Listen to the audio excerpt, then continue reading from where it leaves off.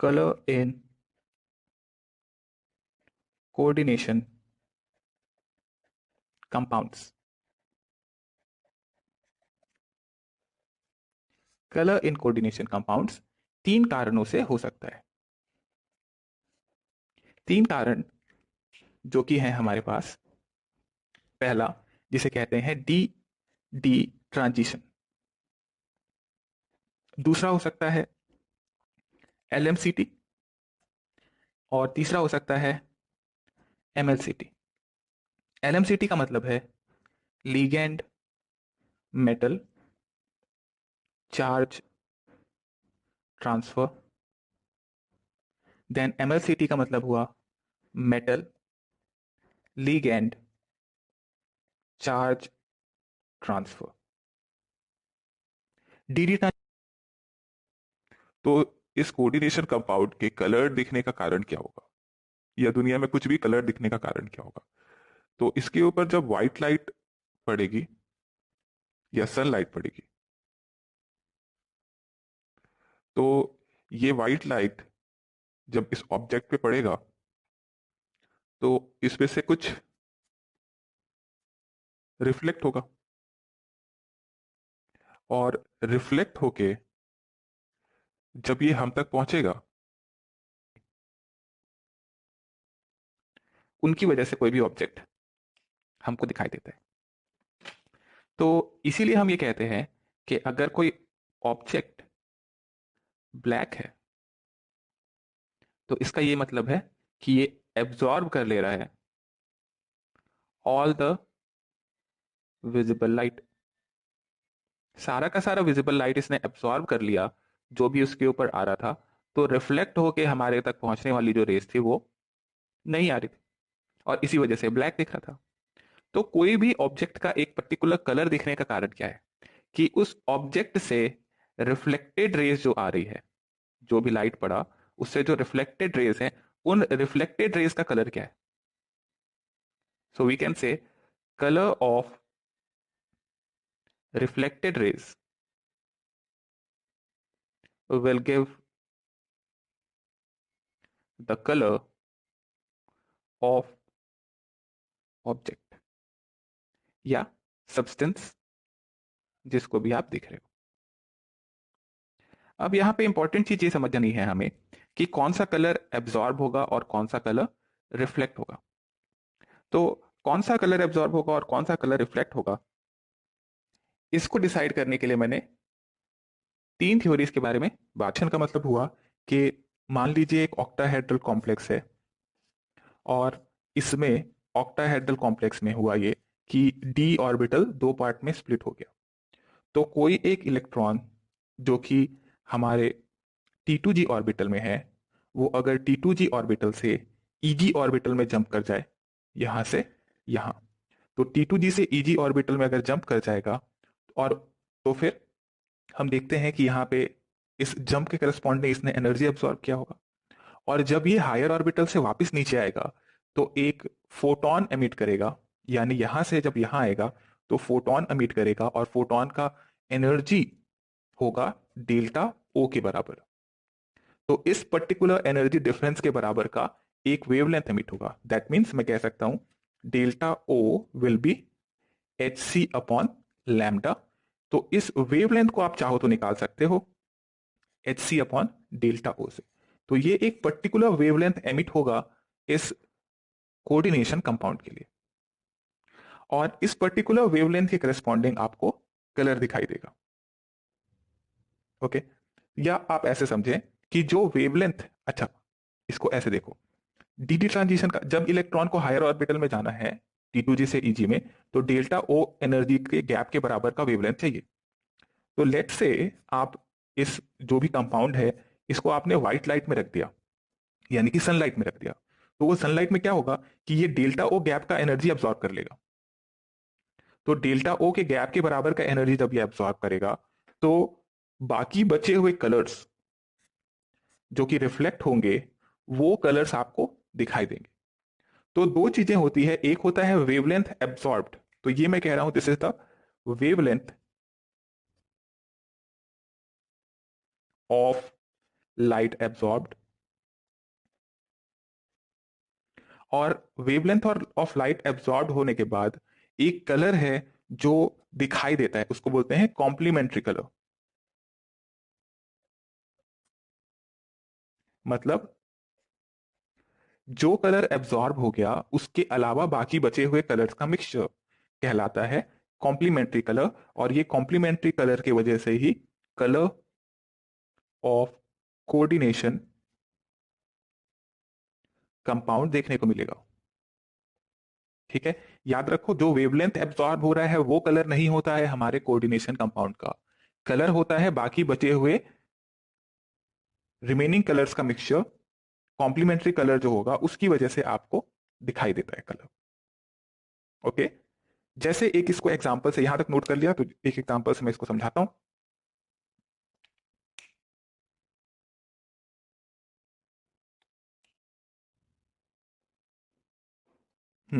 Note कर लिया।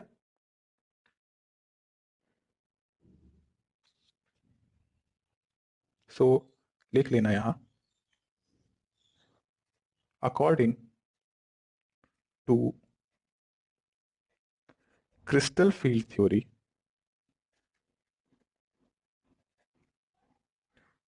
The colour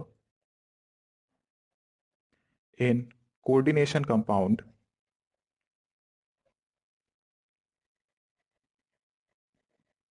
is due to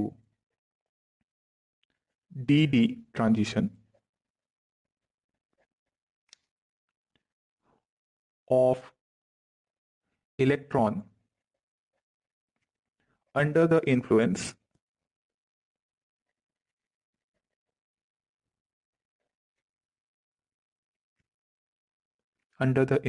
of ligands।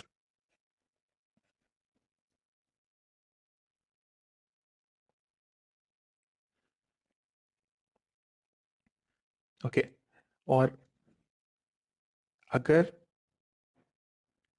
सारा का सारा कलर एब्जॉर्ब हो गया तो ब्लैक कलर का दिखाई देगा। द स्पेसिफिक wavelength absorbed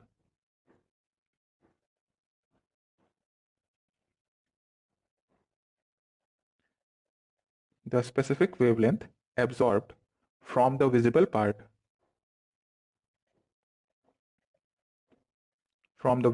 अब विजिबल पार्ट याद है हमें 400 नैनोमीटर टू लगभग 700 या 800 ले लेते हैं, 800 नैनोमीटर का रेंज है। इस वेवलेंथ, इस पर्टिकुलर वेवलेंथ वाले पार्ट में से अगर एब्जॉर्ब होगा तो a specific wavelength of visible part is absorbed and rest are reflected or transmitted, reflected, rest are reflected। So this reflected color mixture is complementary color and is the color of the complex।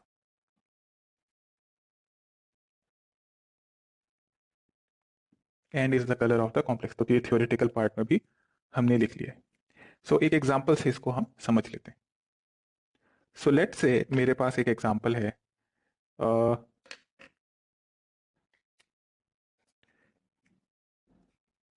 TiH2O 6 3+। अब ये देखने को मिलता है कि ये complex जो है ये वॉयलेट कलर का है। तो अब इसके अंदर में अगर मुझे समझना है कि किस तरीके से ये वॉयलेट कलर दिखा, तो इसको क्या समझे हम, तो हम कहेंगे कि टाइटेनियम जो है इसका ऑक्सीडेशन स्टेट देखा हमने, टाइटेनियम है +3 ऑक्सीडेशन स्टेट में। ठीक है, तो टाइटेनियम का +3, टाइटेनियम जरा देखिए, तो टाइटेनियम का स्कैंडियम टाइटेनियम, तो स्कैंडियम टाइटेनियम 22, तो 22 था तो 4s2 एंड 3d2 हो जाएगा। टाइटेनियम +3 का मतलब 3d1 एंड 4s0। H2O6 है, राइट। तो ऑक्टाहेड्रल स्प्लिटिंग होगी इसके अंदर में। तो जो ऑक्टाहेड्रल स्प्लिटिंग होगी वो ये है, T2GN EG। तो एक इलेक्ट्रॉन जो है वो होगा T2G में और EG कंप्लीटली वेकेंट है। तो जब यहां से विजिबल लाइट आएगी, राइट, एक मेरे पास रेंज है 400 से 800 नैनोमीटर का, तो एक पर्टिकुलर कोई वेवलेंथ, उतना वेवलेंथ जितना यहां पे एनर्जी गैप है, इस गैप के बराबर एनर्जी का वेवलेंथ एब्जॉर्ब करके ऊपर चला जाना है। ठीक, एनर्जी कितनी थी, hc/λ के बराबर। तो ये जो कलर एब्जॉर्ब हुआ, इस पर्टिकुलर कंपाउंड ने ये कलर एब्जॉर्ब कर लिया। अब बाकी जो कलर्स थे उस एक कलर के अलावा वो बाकी से रिफ्लेक्ट हो जाएंगे, और वो जो रिफ्लेक्टेड कलर हैं उनका एक मिक्सचर है, वही कलर आपको दिख रहा है, राइट। जो आंखों तक पहुंच रहा है कलर वो आपको दिखेगा, जो एब्जॉर्ब हो गया वो तो नहीं दिखने वाला है। क्लियर है पॉइंट? जो एब्जॉर्ब हो गया वही कलर आपको नहीं दिखेगा, वो कलर तो गया, बाकी कलर्स जो आ रहे हैं आंखों तक उन मिक्सचर को आप देख पाओगे, वो कलर को देख पाओगे। तो आंखों तक जो पहुंचा वो होता है कॉम्प्लीमेंट्री कलर, वो कलर जो एब्जॉर्ब होने के बाद बचे हुए कलर्स का मिक्सचर होगा। तो यहां पे आप देख पाते हैं कि ये जो एब्जॉर्ब हो रहा है ना वेवलेंथ, ये एब्जॉर्ब्ड वेवलेंथ है yellow green. So yellow green wavelength, yellow और ग्रीन वेवलेंथ का बीच का एक वेवलेंथ इज एब्जॉर्ब्ड। तो एब्जॉर्ब हुआ येलो ग्रीन, बट आपको दिख क्या रहा है, कंपाउंड वॉयलेट दिख रहा है। क्यों? क्योंकि येलो ग्रीन कलर के एब्जॉर्ब होने के बाद बचे हुए कलर्स जो यहां से रिफ्लेक्ट होके पहुंचेंगे वो कॉम्प्लीमेंट्री कलर्स जो थे वो वॉयलेट कलर के दिखाई देते थे, इसलिए हमको ये वॉयलेट कलर दिखाई दे रहा है। समझ में आया कैसे दिखा कलर? तो ये जो डी ट्रांजिशन होता है यहाँ, डी ट्रांजिशन में क्या होता है, लोअर ऑर्बिटल के इलेक्ट्रॉन्स हायर ऑर्बिटल में जंप करते हैं, यानी T2G से EG में जंप करते हैं जब, तो एनर्जी एब्सॉर्ब होगा। एनर्जी एब्सॉर्ब होगा in the form of wavelength, photons के फॉर्म में एब्सॉर्ब होगा, और बचे हुए कलर्स का जो मिक्सचर होगा उस फोटोन के अलावा वो कॉम्प्लीमेंट्री कलर आपको दिखाई देगा। तो ये जो कलर आपको ऑब्जर्व हो रहा है कंपाउंड का, ये इस डी ट्रांजिशन की वजह से हो रहा है। सो ज्यादातर कॉम्प्लेक्स कंपाउंड के अंदर में डी ट्रांजिशन की वजह से ही आपको कलर दिखाई देगा। नाउ हम जानते थे H2O is a week ligand, तो यहां पे स्प्लिटिंग का गैप जो था डेल्टा वो स्मॉल होगा, इसीलिए जो वेवलेंथ एब्जॉर्ब हो रहा है वो बहुत ही ज्यादा हाई एनर्जी वाला वेवलेंथ नहीं है। ओके, और इस वजह से हम लोग को वॉयलेट कलर की तरफ ये दिखाई देता है।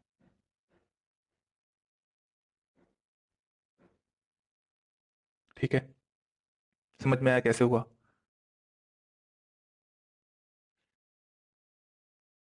तो एक दो एग्जांपल मैं और बता देता हूं यहां पे, ताकि आपको क्लियर हो जाए, बिल्कुल कोई डाउट ही नहीं रहे। सो अगर हम देखें कुछ coordination compound,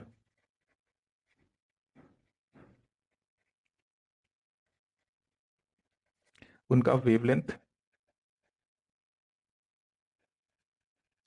of light absorb, color of light absorbed and color of coordination entity। Okay, तो एग्जाम्पल के लिए हमारे पास एक कॉम्प्लेक्स है, तो मैं कह रहा हूं कि कलर जो एब्जॉर्ब होगा उसके करस्पॉन्डिंग आपको एक कॉम्प्लीमेंट्री कलर, जैसे वेवलेंथ यहां देखो, इस कॉम्प्लेक्स के लिए आप देखते हो कि 535 नैनोमीटर का एक वेवलेंथ एब्जॉर्ब हो रहा है, और ये जो कलर एब्जॉर्ब हो रहा है ये येलो है। तो येलो कलर एब्जॉर्ब हो गया और colour of the coordination entity हो गई वॉयलेट, राइट। जो एब्जॉर्ब हुआ उसका कॉम्प्लीमेंट्री कलर आपको दिखाई देगा। अब इंटरेस्टिंग चीज ये है कि अगर मान लो कोबाल्ट +2 स्टेट में आपको पता था, और आप लीगैंड बदलते जाओगे, तो लीगैंड बदलते जाओगे तो डेल्टा ओ जो है वो चेंज होता जाएगा, इस डेल्टा ओ के चेंज होने से आप ये बता सकते हो कि किस पर्टिकुलर लिगेंड के लिए ज्यादा गैप आता है तो ज्यादा वेवलेंथ का एब्जॉर्ब करेगा, ज्यादा कम वेवलेंथ का एब्जॉर्ब करेगा। कहां पे गैप कम आता है तो जहां गैप कम आएगा वहां पे, अच्छा याद है हमें एनर्जी का ऑर्डर, ई एनर्जी जो था e equal to h c upon lambda. अगर एनर्जी गैप ज्यादा होगा तो वेवलेंथ कम होगा, और एनर्जी गैप अगर कम होगा तो वेवलेंथ ज्यादा होगा। एक और एग्जांपल देखो, अगर हमारे पास हो कोबाल्ट NH3 5H2O 3+, इस कॉम्प्लेक्स में देखते हैं हम 500 नैनोमीटर एब्जॉर्ब होता है, that is blue green absorb हो रहा है। तो आपको colour of the coordination compound मिल रहा है रेड। ये याद नहीं रखना है कॉम्प्लीमेंट्री कलर, बस आपको पता होना चाहिए कि एब्जॉर्ब जो हो रहा है और कॉम्प्लीमेंट्री कलर जो है वो अलग अलग है। कोऑर्डिनेशन कंपाउंड अलग का कलर अलग होगा, जो लाइट एब्जॉर्ब होगा वो अलग होगा। ये दोनों कॉम्प्लीमेंट्री कलर्स होते हैं। देन एक और एग्जांपल देखो, CONH3 6 3+, इसके लिए एब्जॉर्ब हो रहा है 475। तो ये हो गया ब्लू, और ब्लू हो गया तो अब कलर दिख रहा है हमको येलो ऑरेंज। देन अगर मैं और स्ट्रॉन्ग लिगेंड ले लूं, जैसे कि मैं साइनाइड ले लेता हूं, तो COCN6 3-, इसके लिए देखिए और गैप बढ़ जाएगा। गैप बढ़ जाएगा तो एनर्जी, जो वेवलेंथ है जो एब्जॉर्ब हो रहा है वो कम होता जा रहा है, अल्ट्रा वायलेट रेंज में आ जाता है ये, और आपको कलर दिखाई देता है पेल येलो। देन CuH2O4 2+, ये 600 का कर रहा है। वाटर देखो कितना वीक लिगेंड, और एब्जॉर्ब हो रहा है रेड, तो आपको कलर दिखाई देगा ब्लू। तो ये आपने जो कलर एब्जॉर्ब हुआ और जो कलर आपको कंपाउंड का मिला, इनमें एक रिलेशनशिप होता है हमेशा, एब्जॉर्ब और कॉम्प्लीमेंट्री। ये आपको पहले से पता होता है। तो आप करते क्या हो कि आप लिगेंड चेंज करते जाते हो। लिगेंड जैसे देखो, Cl आपके पास अगर NH3 लिगेंड था तो 475 था, Cn किया तो 310। तो वेवलेंथ अगर कम हो रहा है मतलब एनर्जी गैप बढ़ रहा है, तो मुझे पता चला कि COCN6 वाले में डेल्टा ओ ज्यादा होगा। अगर डेल्टा ओ ज्यादा होगा मतलब स्ट्रॉन्गर लिगेंड है, और उसके हिसाब से मेरे को कलर ऑफ कॉम्प्लेक्स पता चला। तो स्पेक्ट्रोकेमिकल जो आप सीरीज बना रहे हो, वो स्पेक्ट्रोकेमिकल सीरीज का बेसिस यही है कि आप लिगेंड्स चेंज करते जाते हो और उसके करस्पॉन्डिंग आपको अलग अलग कंपाउंड का कलर मिलता जाता है। तो उस कलर के हिसाब से आप बताते हो कि कौन सा कलर एब्जॉर्ब हुआ होगा, और जो कलर एब्जॉर्ब हुआ होगा उसके हिसाब से आप बता पाते हो कि गैप कितना ज्यादा होगा। तो जितना स्ट्रॉन्गर लिगेंड होगा गैप उतना ज्यादा होगा, तो वेवलेंथ ऑफ जो लाइट एब्जॉर्ब हो रही होगी वो उतनी ही कम होगी। तो ये होता है स्पेक्ट्रोकेमिकल सीरीज का बेसिस। ठीक है, ये कलर्स को याद करने की जरूरत नहीं है आपको, अगर क्वेश्चन आएगा तो उसमें दिया होगा कि लाइट। अगर हम कोऑर्डिनेशन कंपाउंड में कौन सा कलर एब्जॉर्ब हो रहा है और उसके करस्पॉन्डिंग कौन सा कलर ट्रांसमिट या रिफ्लेक्ट हो रहा है ये जानना चाहते हैं, तो इसके लिए हम एक रफ पाई चार्ट बना सकते हैं जिसके अंदर में कुछ इस तरीके का अरेंजमेंट होगा। सो विबग्योर सीरीज़ अगर आपको याद हो तो विबग्योर सीरीज़ में हमने देखा था violet, indigo, blue, green, yellow, orange and red. अब इस विबग्योर सीरीज़ में से हम आई को हटा देंगे और बाकी फिर अरेंज कर देंगे, VBGRYOR। तो इसमें अपोजिटली जो आ रहे हैं, जैसे ब्लू के अपोजिट देखिए तो ब्लू के अपोजिट ऑरेंज दिख रहा है तो ऑरेंज कलर होगा। अगर ब्लू एब्जॉर्ब हो रहा है तो ऑरेंज दिखेगा, वॉयलेट एब्जॉर्ब हो रहा है तो येलो दिखेगा, ग्रीन एब्जॉर्ब हो रहा है तो रेड दिखेगा। अगर एब्जॉर्ब होने वाला कलर इंडिगो है जैसे कि वॉयलेट और ब्लू के बीच में आता है, तो हमें ट्रांसमिट होने वाला कलर या दिखने वाला कलर जो होगा वो येलो और ऑरेंज के बीच में होगा। इसी तरीके से वॉयलेट और रेड के बीच में अगर एब्जॉर्ब होता है तो दिखने वाला कलर ग्रीन और येलो के बीच में होगा। इस वेवलेंथ के कलर का कलर जो था वो कुछ इस तरीके का था। तो येलो जब एब्जॉर्ब हो रहा था तो आपको वॉयलेट मिल रहा था, ब्लू ग्रीन एब्जॉर्ब हो रहा था तो रेड मिल रहा था कलर, ब्लू एब्जॉर्ब हो रहा था तो येलो ऑरेंज मिल रहा था, अल्ट्रा वायलेट रीजन में आ रहा है तो पेल येलो आ रहा है। सी वॉयलेट का येलो, रेड का ब्लू। तो आप इस डायग्राम को अगर याद रख लेंगे तो ज्यादातर कंपाउंड्स का आप वेवलेंथ जो एब्जॉर्ब हो रहा है उसे करस्पॉन्डिंग कोऑर्डिनेशन कंपाउंड का कलर बता सकते हो। आप रैंडमली आपको कोई कंपाउंड दे दिया जाए और आपसे बोला जाए कि बताओ इसका क्या कलर होगा, तो वो आप नहीं बता सकते, और आपको वो याद भी नहीं रखना है। ठीक है, हमको समझ में आना चाहिए कि हुआ कैसे, ये क्या थ्योरी थी जिसकी वजह से हमको कलर देखने को मिला था, ये समझ में आना चाहिए, वो ज्यादा जरूरी है। देखो, CuSO4 anhydrous is white, but CuSO4.5H2O is blue in colour. क्यों हुआ ऐसा? तो CuSO4 एनहाइड्रस जहां पे वाटर नहीं था, ये इसमें सिर्फ कॉपर+2 है, जबकि CuSO4.5H2 है, ये कॉम्प्लेक्स कंपाउंड के फॉर्म में एग्जिस्ट करेगा। और क्योंकि ये कॉम्प्लेक्स कंपाउंड के फॉर्म में एग्जिस्ट करेगा, तो यहाँ पे डी ट्रांजिशन होगा। तो यहाँ आप चाहो तो लिख सकते हो कि इसमें डी ट्रांजिशन हो रहा है, और इस ट्रांजिशन की वजह से, डी ट्रांजिशन की वजह से आपको कलर देखने को मिला, जबकि CuSO4 एनहाइड्रस में आपको कोई कलर देखने को नहीं। स्ट्रक्चर आप देखिए तो आपको ये बहुत अच्छे से क्लिक कर जाएगा। होता ये है कि water will act as a ligand, और 4 वाटर के मॉलिक्यूल जो है वो एक ही प्लेन में अरेंज होंगे इस तरीके से। जो SO4 2- है यहाँ पे, वो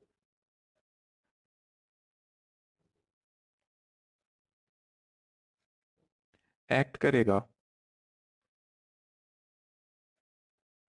इस तरीके से, और फिर ये SO4 जो है ये वाटर से ऐसे जुड़ा होगा। फिर अगेन एक कॉपर+2, इधर वाटर,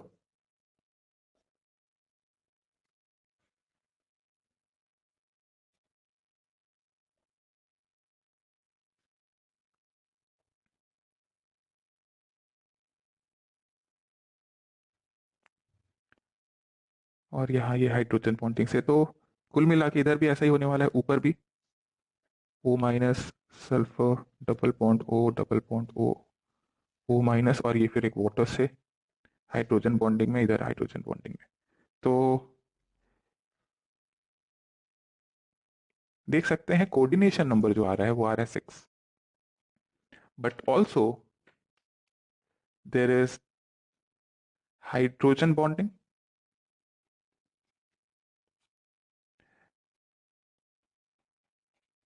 जबकि कॉपर और ऑक्सीजन के बीच में ये कोऑर्डिनेट बॉन्ड है। और वाटर मॉलिक्यूल के अंदर में कोवेलेंट बॉन्ड है। दैट मीन्स कोवेलेंट बॉन्ड है, कोऑर्डिनेट बॉन्ड है, हाइड्रोजन बॉन्ड है, तीनों तरीके के बॉन्डिंग देखने को मिलेंगे CuSO4.5H2O में। It is a octahedral complex. तो ब्लू है क्योंकि स्प्लिटिंग हो रही है, जबकि यहीं पे अगर CuSO4 एनहाइड्रस होता तो इट वुड बी कलरलेस। जब मैं कलरलेस कहता हूं तो इसका मतलब क्या है? कलरलेस जब मैं कह रहा हूं तो वो व्हाइट कलर का होगा, सफेद, जैसे सॉल्ट होता है, नमक, NaCl, व्हाइट कलर का, उसी तरीके का व्हाइट दिखाई देगा एनहाइड्रस को। कलरलेस और व्हाइट हम कह सकते हैं। तो ये Copper sulphate.5H2O का क्वेश्चन एक बार आ चुका है कि कौन कौन से तरीके की बॉन्डिंग इसके अंदर में देखने को मिलती है, इसलिए हमने इसको बना लेना है अच्छे से। ओके, तो लास्ट क्लास में हमने नोट भी लिख लिया था, और हमने ये देख लिया था कि कंपाउंड जो है उसके अंदर में स्प्लिटिंग के हिसाब से, डी ट्रांजिशन के हिसाब से अलग अलग कलर होंगे उधर। देन बहुत सारे ऐसे और कंपाउंड हैं हमारे पास जिनमें आपको कलर डी ट्रांजिशन की वजह से ही देखने को मिलेगा। जैसे कि एक और एग्जांपल है रूबी, रूबी रेड। तो Ruby is basically Al2O3 with 0.5 to 1% Chromium+3 ion. अब Chromium+3 आयन जो है, इसमें आप देखते हो दैट D3 कॉन्फ़िगरेशन होगा, और ये रैंडमली पोजीशनड होगा। ओके, जो Cr+3 आयन है उसके अंदर में आ जाता है Cr+3 is randomly distributed, randomly distributed and is octahedral. So, randomly distributed and octahedral. So, DD transition is possible.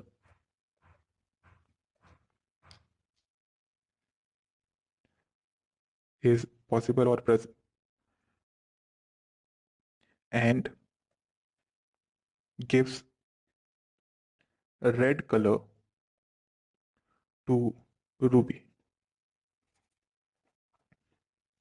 Basically chromium plus 3 ion जो है वो रैंडमली क्या करेगा, एल्यूमिनियम प्लस 3 का पोजीशन ऑक्यूपाई कर लेगा, और जहां जहां पे ये एल्यूमिनियम की जगह Cr+3 प्रेजेंट होगा वो O2 माइनस के साथ में आप देखेंगे कि कॉम्प्लेक्स फॉर्म में होगा, octahedral.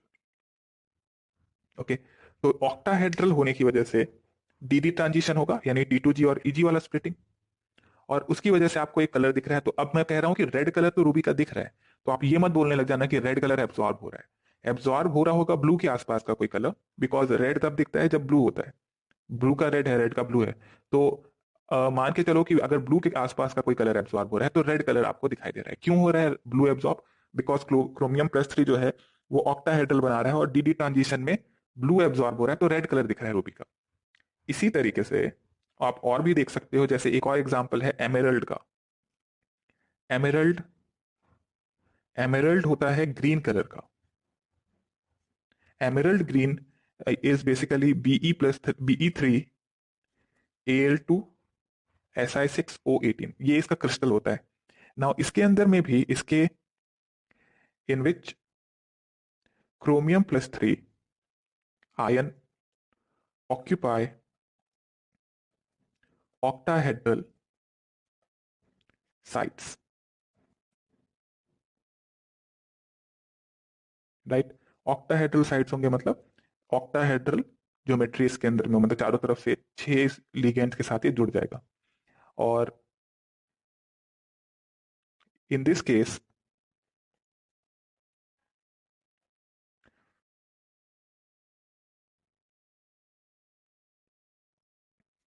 Low energy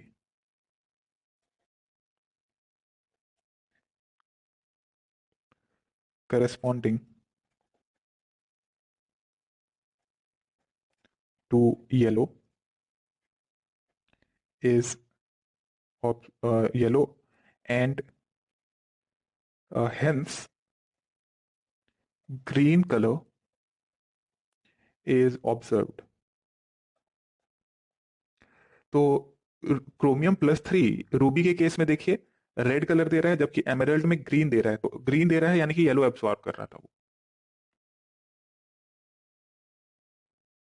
yellow yellow yellow होता तो फिर येलो रेड कर लो इसको, yellow dash red, yellow red absorb करेगा, और इसकी वजह से जो कॉम्प्लीमेंट्री कलर है वो ग्रीन दिखाई देगा हमें।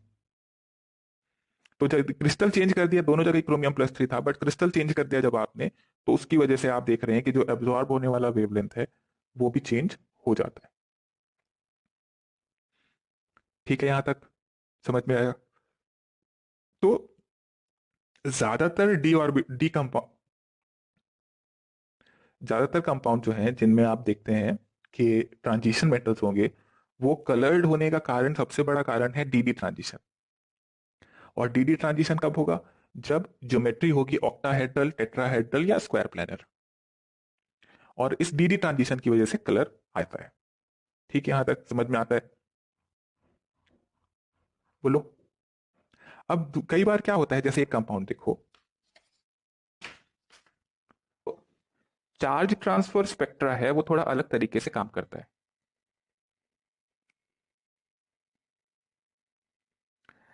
इसके अंदर में हमने एक देखा था, लीगेंड से मेटल की तरफ ट्रांसफर जो होगा इसको कहते थे LMCT। दूसरा होता है अगर मेटल से लीगेंड की तरफ चार्ज ट्रांसफर हो तो इसको कहते हैं MLCT। देन एक हो सकता है मेटल से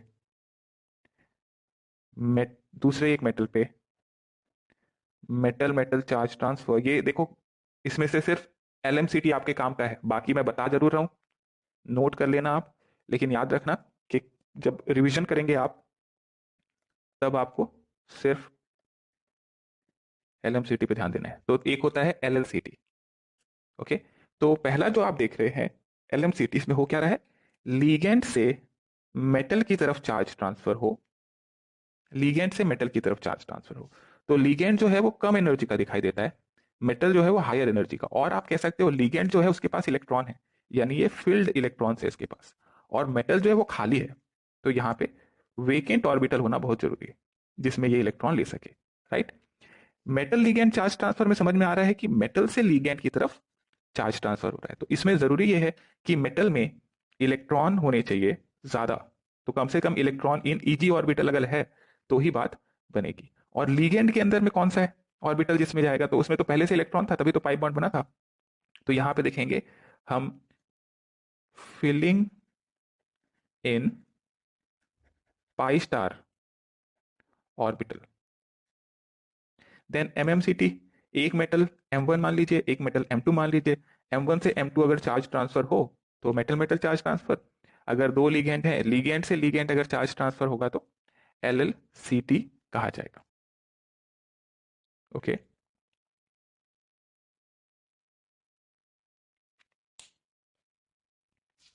ये जितने हमने लिखे देखिए, इसमें इलेक्ट्रॉन एक से दूसरे में जब जा रहा है, एक से दूसरे में जब जा रहा है, जैसे लिगेंड से मेटल में जा रहा है या मेटल से लिगेंड में जा रहा है, तो इसमें अगर किसी एक के पास इलेक्ट्रॉन आ रहे हैं तो उसका रिडक्शन हो जाता है, और किसी एक से जब इलेक्ट्रॉन जा रहे हैं तो डिक्रीज इन इलेक्ट्रॉन यानी कि ऑक्सीडेशन होगा। तो हम कह सकते हैं that these are redox transition. पहली चीज तो ये। एंड दूसरी बात, बाकी सारी प्रॉपर्टीज पे मैं बाद में आऊंगा, मैं सीधा सीधा आता हूं लिगेंड मेटल चार्ज ट्रांसफर पे। तो उसके लिए पहला पॉइंट ये है कि the transfer of electron from filled ligand orbital to vacant metal orbital। तो अगर आपसे पूछ ले कि क्या D10 कॉन्फ़िगरेशन में LMCT हो सकता है, क्या D10 कॉन्फ़िगरेशन में LMCT हो सकता है, तो आप देखिए आपको जरूरी ये था कि there should be a vacant metal orbital, right. तो वेकेंट मेटल ऑर्बिटल होना जरूरी था। तो D10 वाला जो है वो LMCT शो नहीं कर सकता, बिकॉज डी पे इलेक्ट्रॉन पहले से ही भरे हुए हैं, तो चार्ज ट्रांसफर वहां पे नहीं हो सकता है। ठीक, तो हमको पहली चीज तो ये समझ में आ गई। दूसरी बात कि हमारा जो लिगेंड है वो कैसा होना चाहिए, तो उसके लिए हम लिख लेते हैं यहां second point, pi donor ligand show LMCT। For example, halide ion, halide ion, oxide ion, sulfide, selenide, azide, RO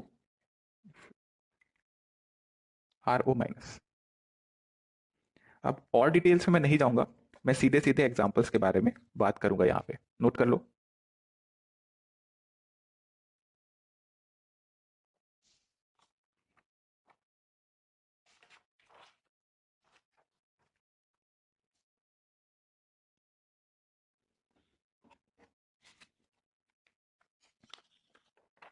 so metal जो होना चाहिए यहां पे, मेटल होना चाहिए हाई ऑक्सीडेशन स्टेट में। हाई ऑक्सीडेशन स्टेट में मेटल अपने को चाहिए। और लिगेंड जो होगा उसके अंदर में there should be high energy orbital.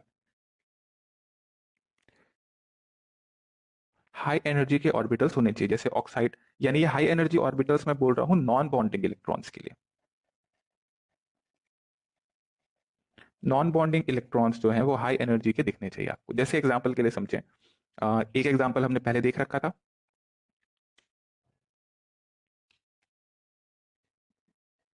MnO4 minus. इस MnO4 माइनस को मैंने बताया था, आपको याद कीजिए, Mn+7 था, राइट, यानी कि D0 कॉन्फ़िगरेशन था।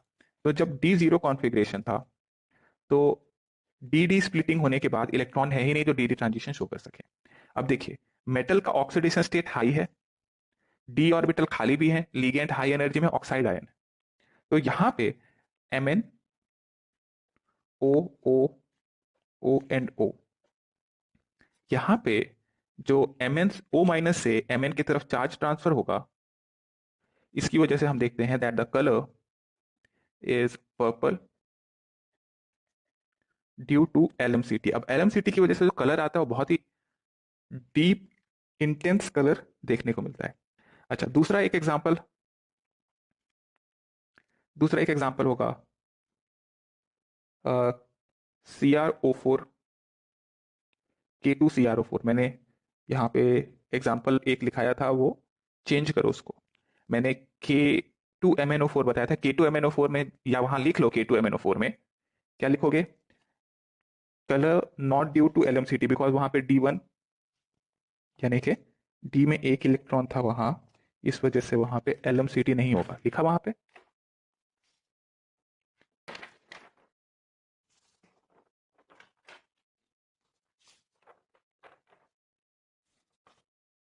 ये लिखा था हमने K2MnO4, ये येलो था। तो यहाँ पे मैंगनीज जो था वो +6 में था, तो +6 में था तो D1 कॉन्फ़िगरेशन होगा। तो यहाँ LMCT अपने को नहीं देखना है, हमको सिर्फ वही केस देखना है जहाँ D0 कॉन्फ़िगरेशन आएगा, तो इसको हटा देना है, काट इसको, आप लिख लो वहाँ LMCT नहीं हो रहा। हाँ, तो K2CrO4 जो था, इस कॉम्प्लेक्स के अंदर में we see that chromium is in +6 oxidation state, we have D0, and D0 होने की वजह से यहाँ पे DD ट्रांजिशन पॉसिबल नहीं है। इसका कलर आता है green, and that is due to LMCT। आप चाहें तो स्ट्रक्चर बना सकते हैं, chromium double bond O double bond O, O minus and O minus. Chromium +6 में था, तो O माइनस से चार्ज ट्रांसफर होगा क्रोमियम की तरफ। So this is green due to LMCT। Okay,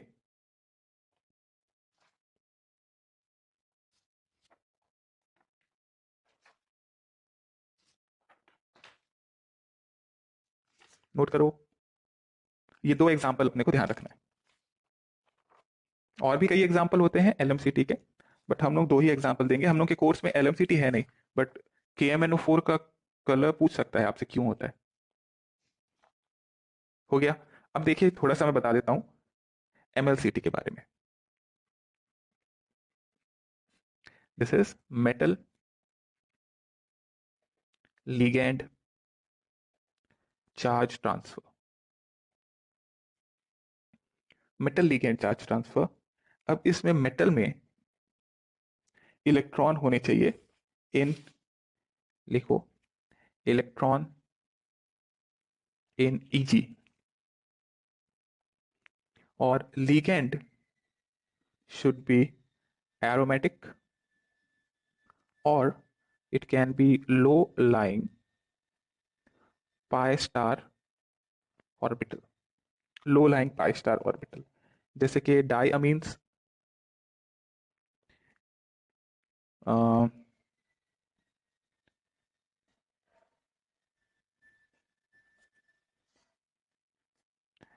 ये हमने बनाया है, दिस इज बाईपाई, बाइपिरिडीन, ये शो कर सकते हैं इस तरीके का।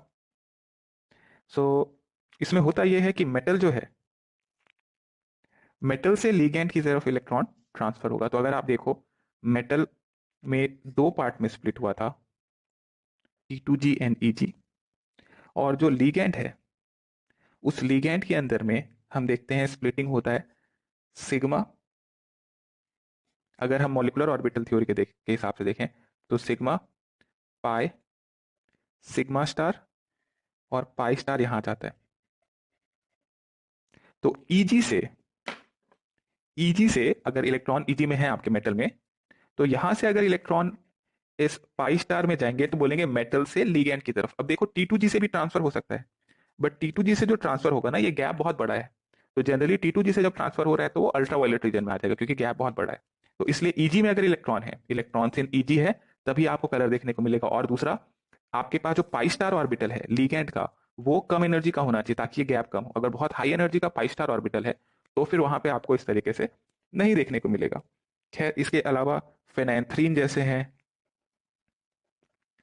फेनेंथ्रीन लिगेंड्स जो हैं, उनके अंदर भी आपको दिखने को मिल सकता है MLCT।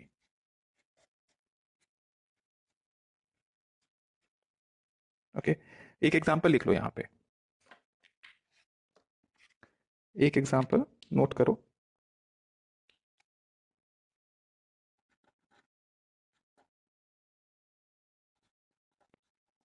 CO4 बाई पाई, ये एक एग्जांपल इसमें कंसिडर कर सकते हैं हम, जहां पे MLCT देखने को मिलेगा।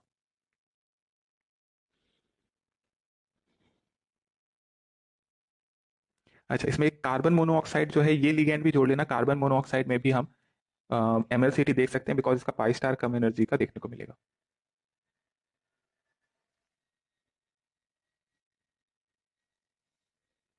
ठीक है, इतने से काम चल जाएगा। एक एग्जांपल और देखो। एक क्वेश्चन जैसे पूछा जा सकता है आपसे, दैट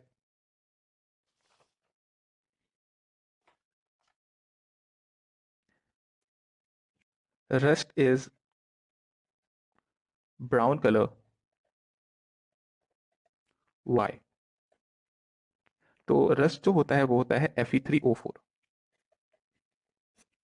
अब Fe3O4 होता है एक मिक्स्ड ऑक्साइड, जिसमें होगा FeO एंड Fe2O3। दो होते हैं इसके अंदर में, एक FeO होता है, एक Fe2O3 होता है।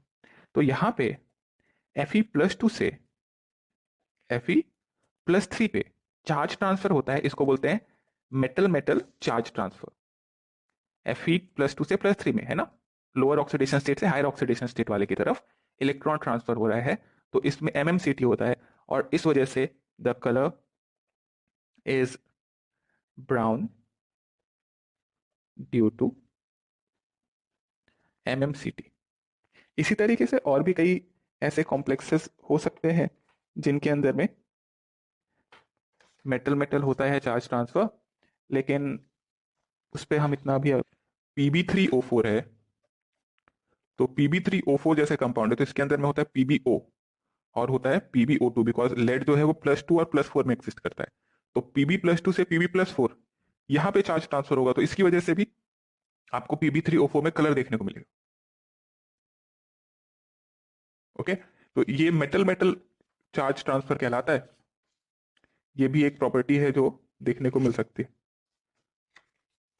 देन ऑल्सो आप देखिए, एक और एग्जांपल आपको मैं बता सकता हूं इसमें, वो ये है कि ये सब देखो अपने कोर्स का नहीं है, इसलिए मैं इसको अवॉइड कर रहा हूँ, नहीं बताने की कोशिश कर रहा हूँ, फिर भी देख लो, इंटरेस्टिंग एक एग्जांपल और बताता हूँ।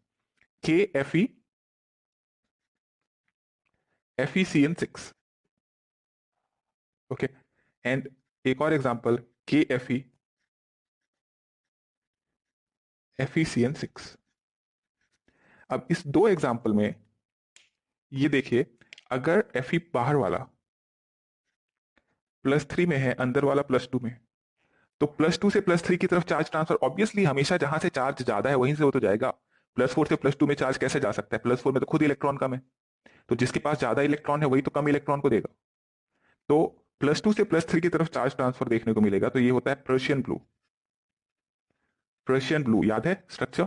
लेकिन अगर बाहर में +2 हो जाए और अंदर में +3 हो जाए, तो कलर चेंज हो जाता है, टर्न बुल्स ब्लू कलर हो जाता है।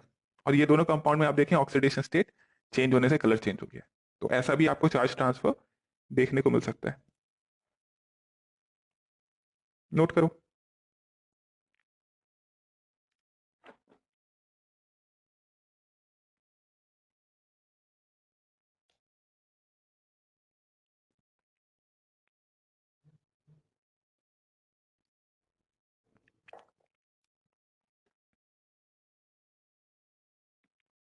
आगे बढ़ते हैं और लिखिए,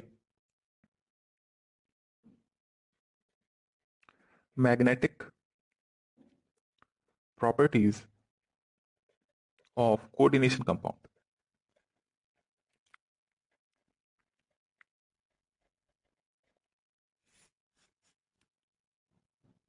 magnetic properties of coordination compound में हमको समझ में आता है that magnetic moment mu that is equal to under root n plus 2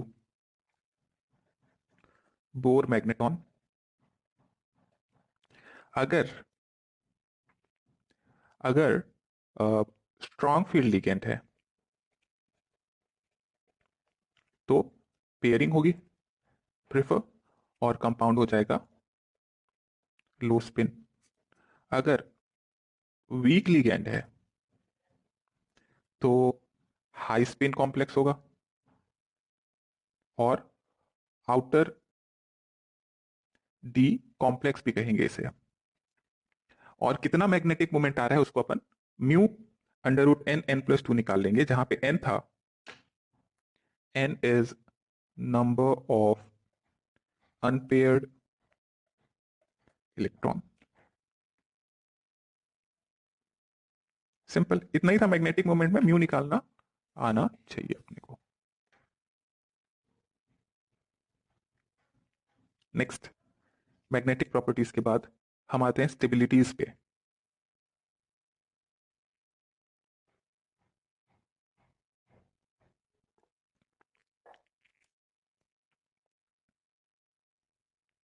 note कर लिया?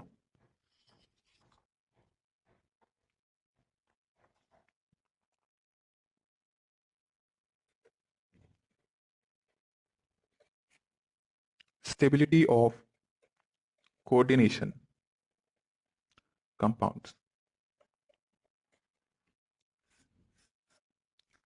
ओके, सो अगर हमारे पास एक कंपाउंड है जिसकी स्टेबिलिटी आप देखना चाहते हैं, the stability of compound MLN, यहां n है number of ligand, then the stability of this compound is measured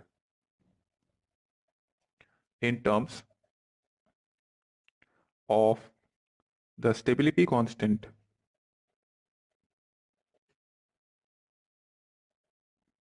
that is also the equilibrium constant given by beta n, that is MLN divided by MH2O n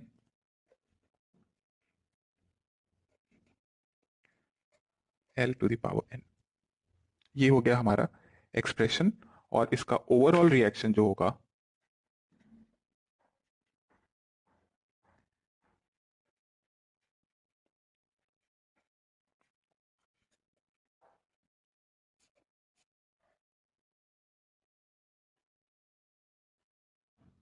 basically इस reaction के लिए हमने beta N निकाला है, यानी कि इस complex में जहां एन वाटर लगे हुए थे मैं लिगेंड से रिप्लेस करता जा रहा हूं। तो इस इक्विलिब्रियम के लिए जो इक्विलिब्रियम कांस्टेंट है वो है बीटा एन। तो बीटा एन की वैल्यू जितनी ज्यादा हो जाएगी, हमें समझ में आएगा MLN फॉर्म होने का उतना ही ज्यादा टेंडेंसी है। तो बीटा एन की वैल्यू जितनी ज्यादा होगी, प्रोडक्ट अपना ज्यादा स्टेबल होगा, यानी कि प्रोडक्ट जो कि है हमारा कंपाउंड। बीटा एन की वैल्यू जितनी कम होगी, प्रोडक्ट उतना कम स्टेबल। तो ये स्टेबिलिटी कांस्टेंट बेसिकली एक इक्विलिब्रियम कांस्टेंट है, जिसके टर्म्स में आप कंपाउंड या कॉम्प्लेक्स की स्टेबिलिटी को निकालते हो। अब ये हम लाए कैसे थे, तो इसको देखिए ऐसे, वाटर को रिप्लेस करना है लिगेंड से, तो ऐसा नहीं कि सारे लिगेंड एक साथ रिप्लेस होंगे, आपको स्टेप बाय स्टेप इसको करना होता है। यानी कि आप पहले क्या करते हो,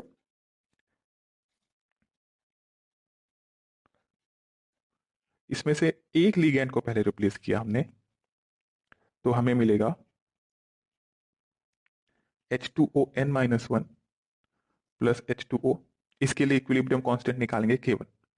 फिर एक रिप्लेस होने के बाद H2ON-1 L है। फिर इसमें एक और लिगेंड जोड़ा, तो ये हो गया ML2 H2O N-2 plus H2O, ऐसा K2 आएगा। फिर K1 K2 ऐसा करते करते आप सबसे आखिरी में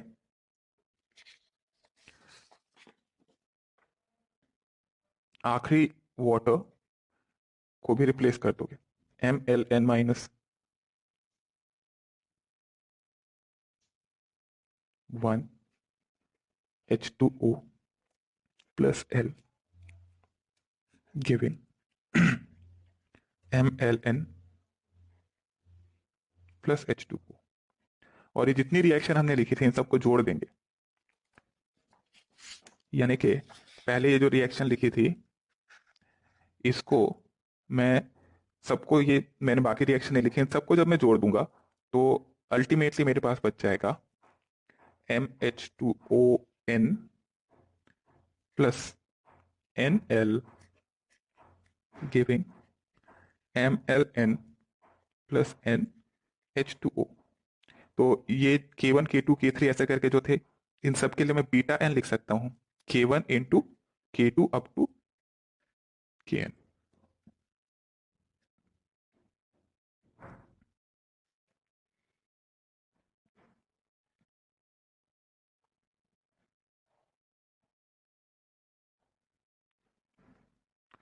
ओके, नोट कर लो।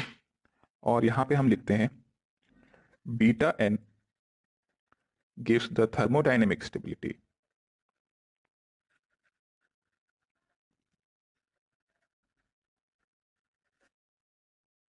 ओके, थर्मोडायनेमिकली कौन ज्यादा स्टेबल है इसके बारे में हमें जानकारी देता है। अब ये हर कंपाउंड के लिए अपन बीटा एन याद तो नहीं रखेंगे, बट सम कंक्लूजन्स आपको याद रखने हैं। कंक्लूजन्स या जनरलाइजेशंस।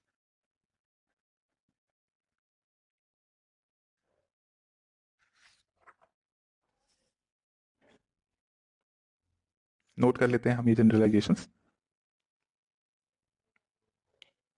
पहला,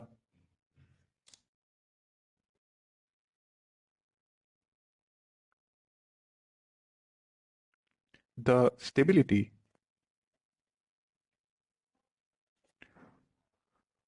of a given metal and ligand is generally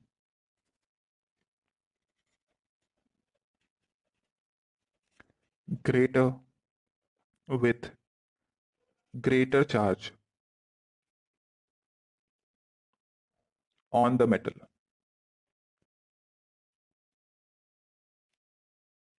यानी कि जैसे जैसे चार्ज बढ़ता जाएगा, जैसे अगर हमारे पास एक M+2 है और एक M+3 है जिसके साथ लीगेंड जुड़े हुए हैं N, यहां पे भी लीगेंड जुड़ा हुआ है N, तो अगर मैं पूछूं इन दोनों कंपाउंड में कौन ज्यादा स्टेबल होगा, तो इन जनरल जो रूल ये कहता है कि जैसे जैसे ऑक्सीडेशन स्टेट बढ़ेगा वैसे वैसे मेटल कॉम्प्लेक्स की स्टेबिलिटी बढ़ती जाएगी। शर्त क्या है? मेटल सेम होना चाहिए, लीगैंड भी दोनों जगह सेम होने चाहिए, तभी ये बात कहेंगे हम। Then for 3D metals irrespective of ligand, the stability are, note कर लीजिए, Mn+2, Fe+2, कोबाल्ट+2, निकल+2, कॉपर+2, और कॉपर+2 से जिंक में आज चेंज हो चुका है, जिंक+2 से ज्यादा स्टेबल है कॉपर+2।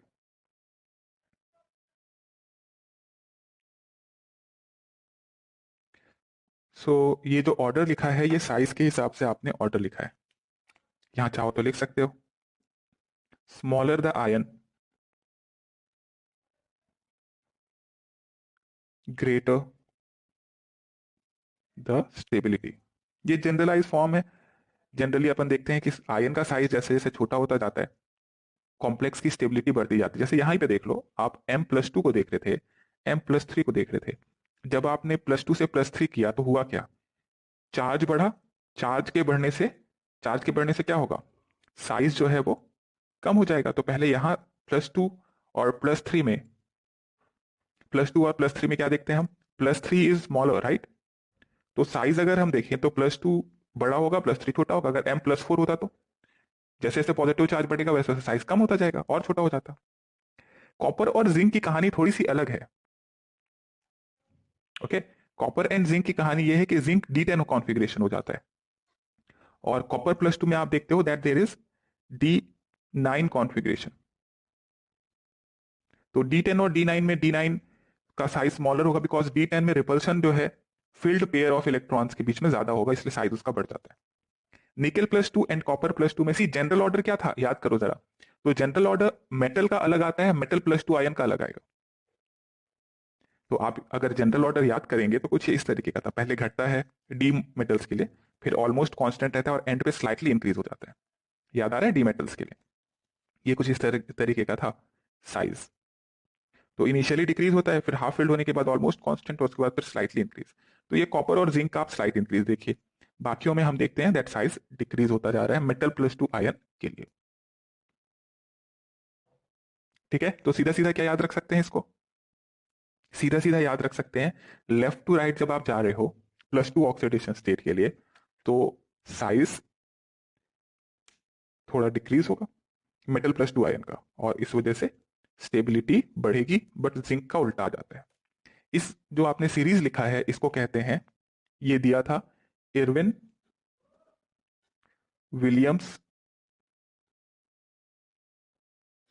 Order, this is known as Irving Williams order, जो +2 ऑर्डर के लिए अपन ने लिखा है। नोट करो।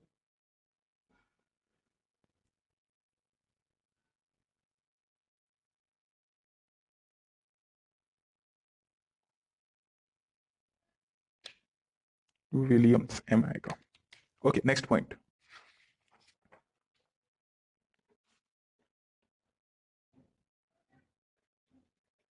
The stability depends on ligands.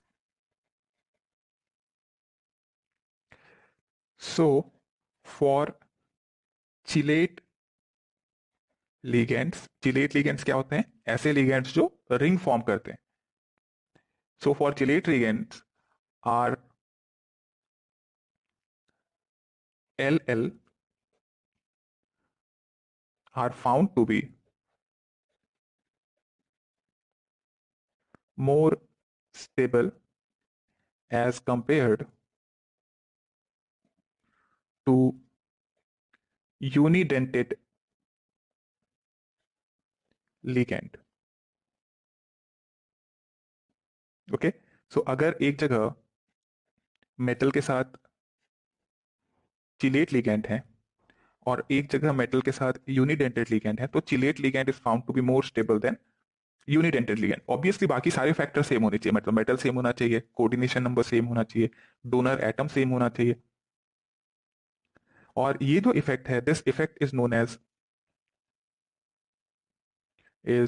As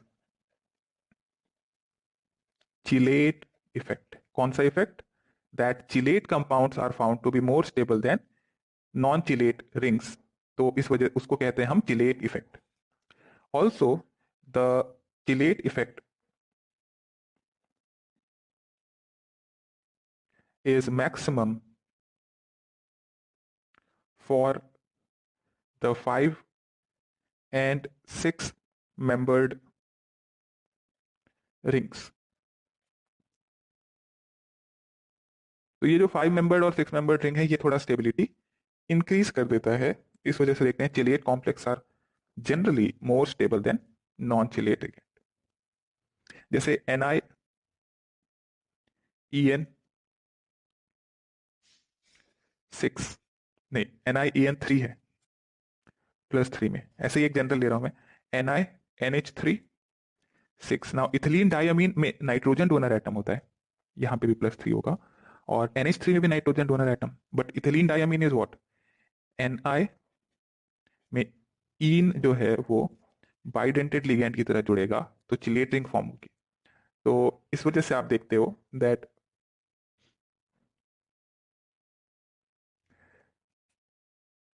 chelate rings are more stable than non chelate rings.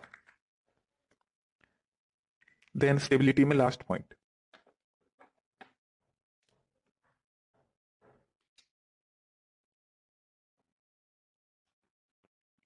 in multidentate ligand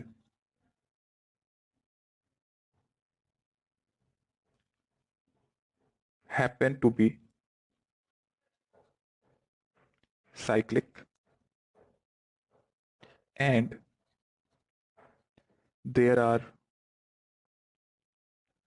no unfavorable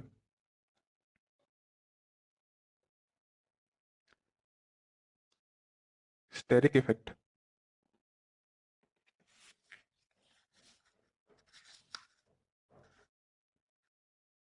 no unfavorable steric effect or further increase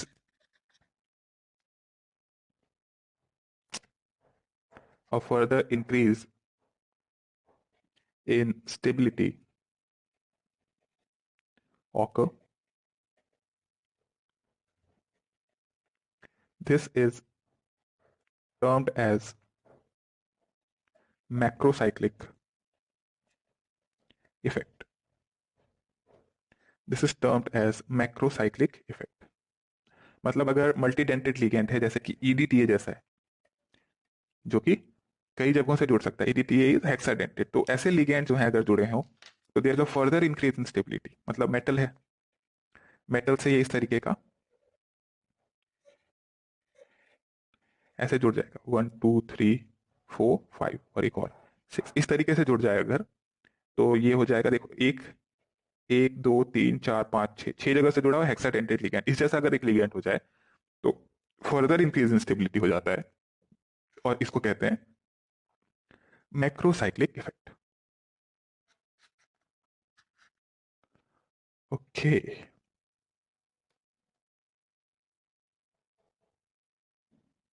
तो ये हुई बात इंपॉर्टेंट प्रॉपर्टीज की। कलर समझ में आना चाहिए, मैग्नेटिक प्रॉपर्टीज में तो ऐसा कुछ है नहीं। स्टेबिलिटी में हमको बीटा एन से देखना है, जो कि बीटा एन क्वेश्चन में दिया हुआ होगा, हम लोग खुद तो निकालने वाले हैं नहीं, या फिर हम लोग को कंसंट्रेशन दिया होगा, कंसंट्रेशन दिया होगा तो इक्विलिब्रियम कांस्टेंट निकालने में तो हम लोग एक्सपर्ट हैं ही, वो हम लोग कर लेंगे। और फिर कंपेयर कर लेंगे स्टेबिलिटी, जिसका बीटा एन ज्यादा वो ज्यादा स्टेबल, जिसका बीटा एन कम वो कम स्टेबल। ये जनरलाइज ऑब्जर्व किया लोगों ने कि +2 ऑक्सीडेशन स्टेट के लिए ऐसा ऑर्डर आता है, ठीक है। अब ये जनरल फैक्ट है कि ऐसा आता है तो आता है, तो इसको जो है नाम दे दिया गया है इरविन विलियम्स ऑर्डर, क्योंकि उन्होंने ये ऑर्डर दिया था, तो इसका नाम है इरविन विलियम्स ऑर्डर। कि अगर +2 ऑक्सीडेशन स्टेट के लिए डी मेटल्स के लिए, डी ऑर्बिटल्स के लिए आपको देखना है तो ये जनरल ऑर्डर इस तरीके का स्टेबिलिटी ऑर्डर दिखाता है। लिगेंड से फर्क नहीं पड़ता है कि कौन सा लिगेंड है, स्ट्रॉन्ग लिगेंड है, वीक लिगेंड है, यानी निकेल +2 ज्यादा स्टेबल होगा कोबाल्ट +2 से तो होगा, बस फिक्स है, वो लिगेंड से फर्क नहीं पड़ता कि कौन सा लिगेंड है। तो इस सीरीज इस जो सीरीज आया था ये, इसको नाम दिया गया था इरविन विलियम्स ऑर्डर, ठीक है। सीधा सीधा क्या याद रखना है, मैंगनीज से शुरू करना है, जिंक तक जाना है, तो scandium titanium vanadium chromium manganese iron cobalt nickel copper zinc, इसमें मैंगनीज से शुरू करना है और मैंगनीज से लेके बढ़ते जाना है अपने को, तो स्टेबिलिटी बढ़ते जाना है, मतलब मैंगनीज से ज्यादा स्टेबल आयरन, आयरन से ज्यादा स्टेबल कोबाल्ट, कोबाल्ट से निकल, निकल से कॉपर, कॉपर, कॉपर के बाद जिंक में थोड़ा सा चेंज है, कॉपर ज्यादा स्टेबल हो जाएगा जिंक से, वहां पे चेंज है, उसका ध्यान रखो, बाकी ये स्टेबिलिटीज को बताने के लिए दे दिया है। ओके, तो ये जो सीरीज था इसको नाम था इरविन विलियम्स ऑर्डर। बस जनरली क्या कहता है स्टेबिलिटी के लिए कि अगर ऑक्सीडेशन स्टेट बढ़ेगा मेटल पे तो स्टेबिलिटी बढ़ेगी।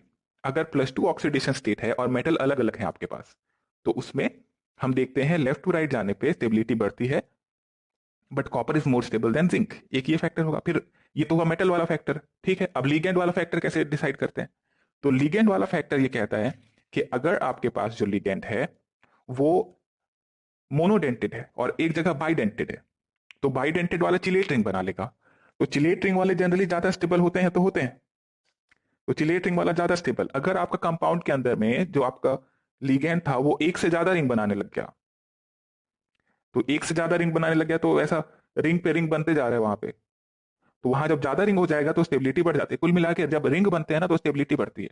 बट रिंग का साइज भी मैटर करता है कि 5 से 6 कार्बन वाला रिंग जो है उसमें क्राउडिंग हिंड्रेंस सब सबसे कम होता है, तो सबसे ज्यादा स्टेबल 5 to 6 मेंबर। अब 4 मेंबर रिंग लेके आ जाओगे, बोलोगे देखो माइक्रोसाइक्लिक इफेक्ट हो रहा है, स्टेबिलिटी बढ़ा दो इसका, तो वैसा नहीं होगा। 5 to 6 मेंबर रिंग का साइज होना चाहिए, तो उस केस में हम देखते हैं कि स्टेबिलिटी बढ़ जाती है। ठीक है, तो दो फैक्टर है ना, कुल मिला के इसको समराइज कैसे करोगे? दो फैक्टर है जिनसे स्टेबिलिटी आ रही है, क्या क्या है वो? एक फैक्टर है मेटल, एक फैक्टर है लिगेंड। मेटल कैसा होना चाहिए? तो मेटल पे जैसे जैसे ऑक्सीडेशन स्टेट बढ़ेगा स्टेबिलिटी बढ़ेगी। दूसरा, अगर मेटल +2 पे है तो क्या देखना है मुझे? लेफ्ट टू राइट जाने पे स्टेबिलिटी बढ़ती है, लेकिन जिंक की कॉपर से कम होती है। फिर लिगेंड देखना है, लिगेंड मेरा कैसा है? क्या मेरा लिगेंड साइक्लिक बना सकता है, बाइडेंटेड है, ट्राइडेंटेड है? तो अगर डेंटिसिटी 1 है, मतलब सिर्फ एक ही जगह से जुड़ा है, और दूसरे कॉम्प्लेक्स में 2 या 3 जगह से जुड़ा हुआ है, तो जनरली हम बोलेंगे कि साइक्लिक वाला जो है वो ज्यादा स्टेबल हो जाएगा ए साइक्लिक वाले से, यानी कि जहां पे चिलेट रिंग बनेगा वो ज्यादा स्टेबल हो जाएगा जहां चिलेट रिंग नहीं बन रहा। अगर एक से ज्यादा चिलेट रिंग बन रहा है तो फर्दर स्टेबिलिटी इंक्रीज होगी, जिसको मैक्रोसाइक्लिक इफेक्ट के नाम से दे दिया गया था। अब नाम अलग अलग रख देने से फर्क नहीं पड़ता है, स्टेबिलिटी समझ में आनी चाहिए, रिंग की वजह से आ रही है। तो जितने ज्यादा रिंग्स होते जाएंगे स्टेबिलिटी बढ़ती जाएगी। लेकिन ये सारा का सारा कंपेरिजन कब हो रहा है? जब लीगेंड का डोनर एटम सेम है, दोनों जगह नाइट्रोजन से ही डोनेट हो रहा था। इथिलीन डायमीन में भी नाइट्रोजन था और दूसरी जगह भी नाइट्रोजन से ही डोनेट हो रहा था। अब एक जगह कार्बन से डोनेट हो रहा होगा, एक जगह नाइट्रोजन से डोनेट होगा, तो वहां कंपेयर करना मुश्किल है। वहां पे फिर बीटा निकालना पड़ेगा, मतलब इक्विलिब्रियम कांस्टेंट निकाल के चेक करना पड़ेगा कि इसमें बीटा ज्यादा आ रहा है। तो हमने जो बीटा नहीं निकालना था हमको, हम नहीं चाहते थे क्योंकि हम लोग काम नहीं करना चाहते, तो हमने बोला क्या इसमें से हम लोग कंक्लूजन निकाल सकते हैं जिससे स्टेबिलिटी भी निकल जाए और बीटा बार बार निकालना भी ना पड़े। तो कुछ चीजें यहाँ पे ऑब्जर्व करके हमने ये प्रॉपर्टीज ये पॉइंट्स बनाए कि कैसे स्टेबिलिटी बढ़ा सकते हैं। तो उसी को समराइज कर लिया हमने।